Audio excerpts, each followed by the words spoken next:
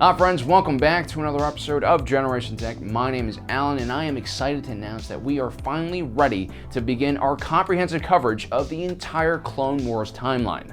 From the Battle of Geonosis to the battle between a full-grown man and a bunch of lumpy children. We're not only going to be focusing on the major events, we're also going to be looking at what's happening behind the scenes and also events that parallel the main storyline that we see in the films. We will be separating the series into 4 seasons, one which will be covering each year of the war. Now, for those of you who aren't into the Clone Wars period, don't worry, we will still be doing our normal videos as well. So take a second and hit that subscribe button down below so you don't miss out on all this awesome content.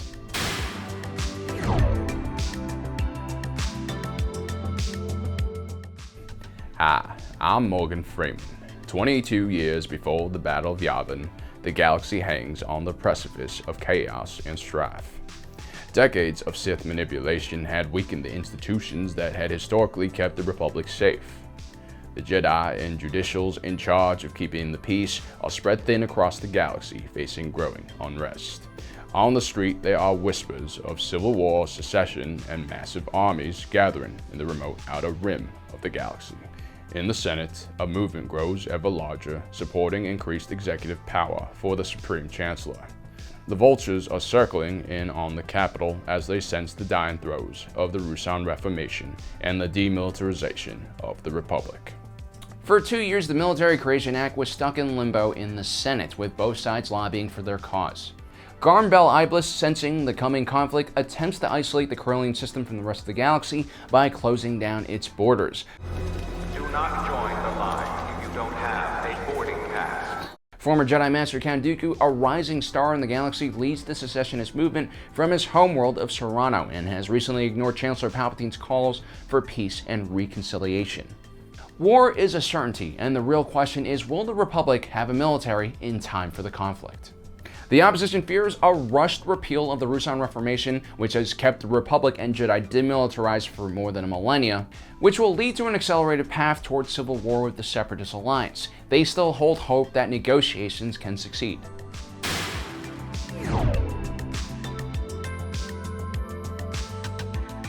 On the day of the vote, the opposition leader, Senator Padme Amidala, narrowly escapes a terrorist attack, conveniently postponing the vote.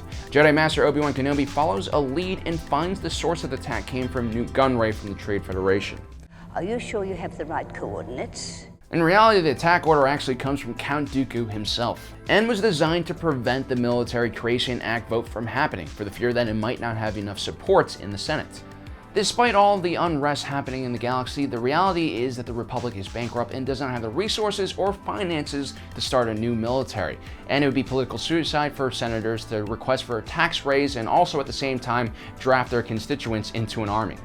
During his investigation, Obi-Wan Kenobi also stumbles across the hidden Kamino cloning world where an entire army of clones await the command of the Republic. Magnificent, aren't they?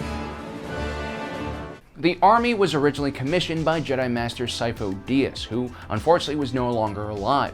This meant no one was around to explain why this army was created or who had the money to actually fund it.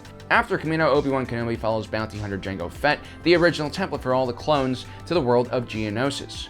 Beneath the planet's surface, massive foundries are working at full speed, producing ships, vehicles, combat droids, and other war material. Obi-Wan Kenobi manages to report all his findings back to the Jedi Council and Senate before he is captured by battle droids under the command of Count Dooku. I will petition immediately to have you set free. Well, I hope it doesn't take too long. I have work to do.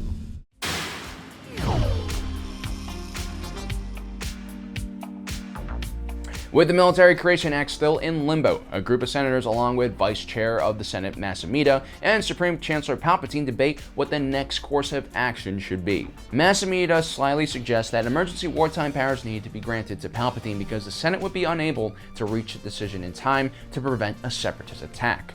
Junior Representative and potential Sith Lord Jar Jar Binks is in the room and takes the bait, and in an emergency session proposes to grant Supreme Chancellor Palpatine wartime powers to create a military.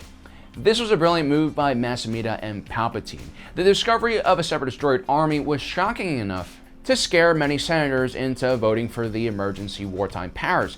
They realized that Republic bureaucracy and political gridlock would be dangerous in a wartime situation.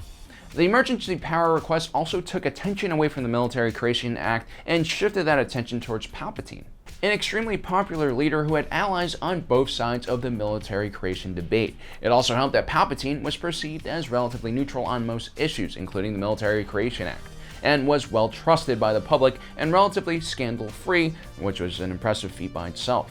With all this uncertainty growing in the Republic, this was a perfect opportunity for him to take power.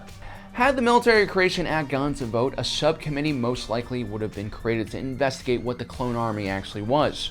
Once the shock and emotion wore off from the discovery of the droid army, the more rational individuals in the Senate would have questions on who created the army and where did the money for the clones actually come from.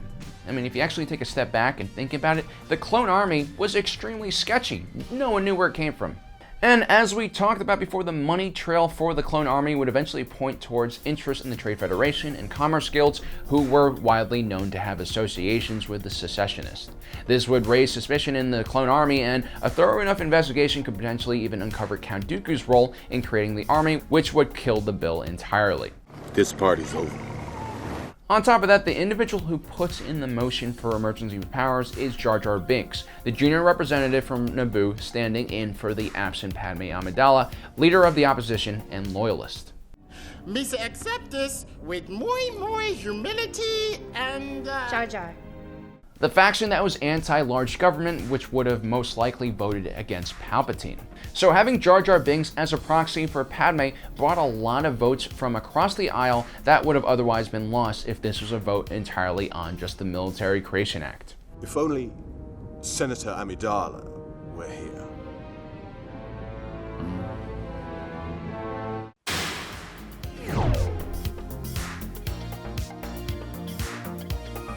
Anakin Skywalker, terrible bodyguard and mass murderer, accompanies Senator Padme Amidala on an ill-advised mission to rescue Obi-Wan Kenobi, who is being held on Geonosis.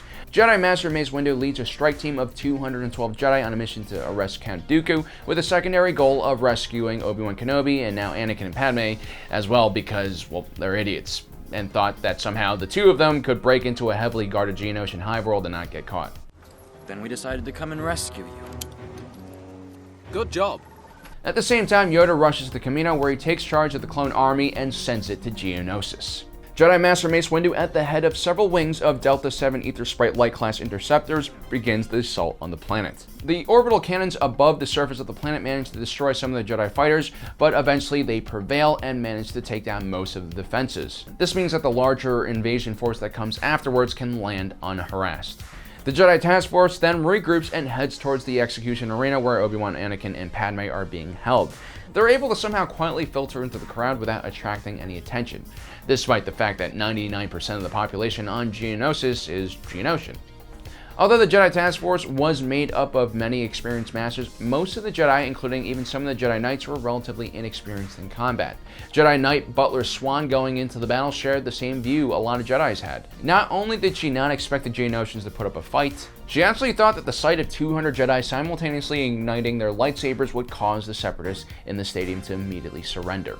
Instead, the opposite happened. The Jedi rescuers found themselves in need of rescuing themselves. The execution arena served as a perfect area for a trap, as an entire legion of battle droids flooded the arena. While your average Jedi were able to use the Force to predict blaster fire in smaller engagements from 1 or 2 attackers, the chaotic battlefield of the Geonosian arena had far too many fighters and factors for the average Jedi to account for. Simply put, for those not used to large engagements, it was sensory overload, and quickly the Jedi began falling left and right, trading the lifelong investment the Republic and the Jedi Order had put into them for the relatively cheap B-1 battle droids, which really just took a few minutes to construct. Overall, it was an extremely lopsided and costly battle for the Republic and the Jedi. Most of the 179 casualties suffered during this entire battle occurred during the short period of time. That's over 84% of the task force lost in the opening moments of the battle. Just goes to show you how incompetent and ill-prepared the Jedi were to fight in this war.